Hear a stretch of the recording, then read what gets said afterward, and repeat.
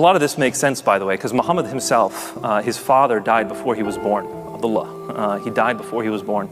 And so Muhammad had just his mother for the first few years, Amina. And then Amina died shortly thereafter. When he was 6 years old, he went and lived with his grandfather. His grandfather then died when he was 8 years old, so he went to live with his uncle. So he's been moved around. He knows how difficult it is to live as an orphan. So he says, take care of orphans, take care of widows. It's a great thing. By the way, you might be like, why is he telling me some of these names? I'm never going to remember these names.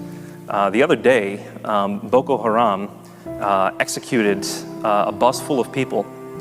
And in order to test whether someone was Muslim or not, they said, what was Muhammad's mother's name?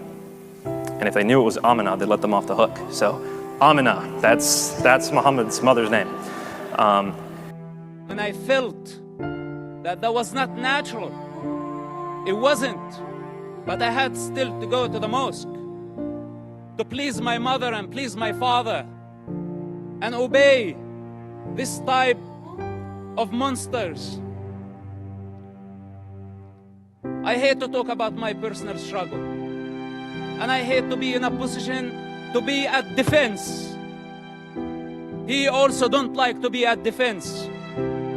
Because this is what Hamas did to Israel on October 7th.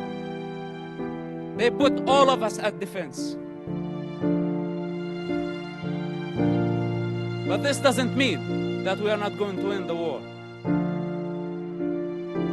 Now, if you ask me, Nabil, you had a perfect life. You had a family that loves you. You were becoming a doctor. You had a good place in society.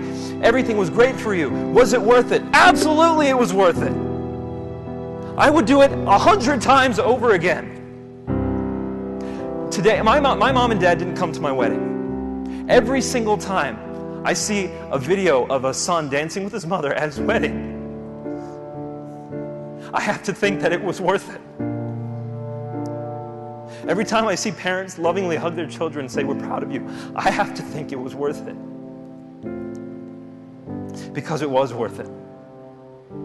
And if I have to die the same kind of death that Christ died in order to proclaim this message of hope to other people who are here, that would be the greatest honor I could ever have.